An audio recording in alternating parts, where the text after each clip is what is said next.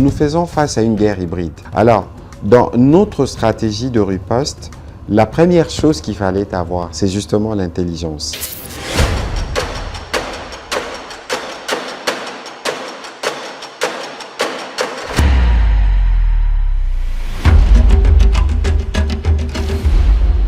Donc, bien au-delà du travail classique qui est par exemple la continuité de la modernisation de médias publics, notamment la télévision nationale ou l'agence congolaise de presse, au-delà du travail que nous faisons quotidiennement pour les médias, parce que vous avez vu par exemple que nous avons finalement réussi à appuyer l'UNPC pour son congrès.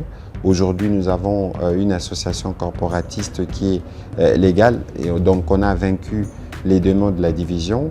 Bien au-delà de tout ça, mais il faut être sûr que les Congolais ont compris la guerre. Et je pense que là, avec la première ministre Judith Suminwa, nous avions lancé le 6 mars dernier la campagne Congolais Téléma qui permet aujourd'hui aux Congolais, partout où ils se trouvent, à Kinshasa, à Lubumbashi, à Kisangani, à Paris, à Bruxelles, à Stockholm, de se mobiliser, de montrer que nous tous unis, nous sommes derrière le président pour mettre fin à toutes ces aventures rwandaises sur notre sol.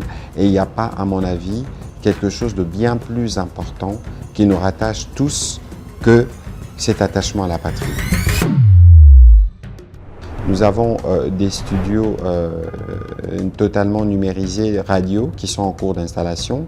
Je ne voudrais pas parler de la télévision parce que sur la télévision nationale, ce qui est vu n'est que les minimums de ce que nous planifions. Parce qu'il ne suffit pas aujourd'hui de quitter le mode échographique comme on le disait à l'époque pour passer au 4K. Non, il ne suffit pas.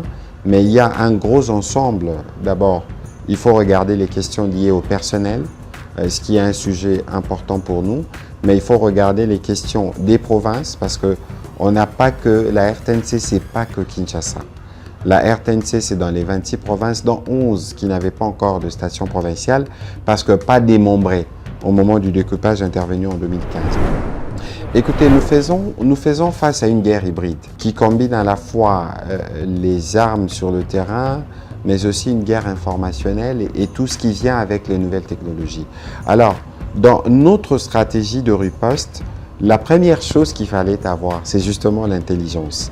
L'intelligence qui nous a permis aujourd'hui, autour du président de la République, de comprendre les différents tentacules et les modus operandi de nos ennemis rwandais.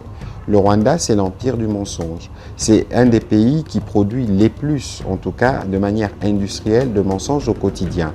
Et ils inoculent ces venin dans notre écosystème. En utilisant ces concepts de poison rwandais, nous avons mis un dispositif qui aujourd'hui nous permet, avec moins d'énergie, de déconstruire tous ces narratifs mensongers. Parce que les narratifs qui accompagnent le Rwanda dans cette guerre d'invasion, dans cette guerre de pillage, n'est fondé que sur les mensonges du type discours de haine, du type ciblage des personnes à morphologie tutsi ou des délits des faciès, ce qui est complètement faux dans un pays à 450 tribus ou ethnies où tout le monde vit en paix. La TNT, c'est une révolution qui est arrivée dans les secteurs de la télévision avec l'Union internationale de télécommunications qui divise les pays par canal ou par fréquence. Il était question pour nous de diversifier parce qu'aujourd'hui, par exemple, dans le langage supposé par la migration, on ne devrait plus parler des chaînes de télévision, on devrait parler d'éditeurs de programmes. Bon, très peu de gens le savent, mais il fallait non seulement quitter les médias classiques qui émettaient sur analogique, faire exploser des fréquences, en créer plusieurs pour aller vers des chaînes thématiques. Mais si vous regardez les nombres de chaînes, leur contenu, la compréhension du processus, c'est très laborieux. Mais ce que nous avons fait, c'est que nous avons avancé il n'y a pas longtemps. J'avais encore tenu une réunion en tant que président du Comité national de migration vers la TNT, où aujourd'hui, nous sommes en train de finaliser des discussions avec un prestataire qui pourra nous permettre de continuer les déploiements dans le pays. L'objectif n'était pas d'abord de fermer les chaînes, l'objectif c'était d'avoir des chaînes qui comprennent, qui doivent être connues administrativement et s'acquitter de leurs obligations en tant que telles, L'autre objectif, c'était de voir leur capacité technique. Par exemple, aujourd'hui, si vous allez au centre des Binza, il n'existe plus de chaînes qui sont diffusées sur des laptops, comme vécu à l'époque.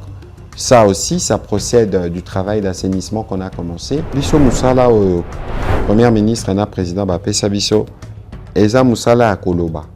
Yakolandela pe makambo onyo sotali communication. Tope bapandisango. Kasi omoni eza na ba aspect ebele. Mais aspect moko na robimisa eza ka aspect o etali télévision nationale. Parce que moni télévision nationale wana na mboka o toza na ba kokoso ya kotambola na ba province. RTNC eza eloko moko esangisaka ba congolais na moma moko.